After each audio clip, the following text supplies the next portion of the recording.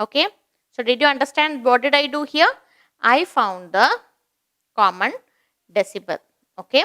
So I just made this equal the least common factor, and thus I found out the solution. So this we will be discussing in detail later. So this is what is called as a fraction. The basic concept of fraction, where you will be dividing as per the number that is asked to you, and the remaining will give you a fractional answer.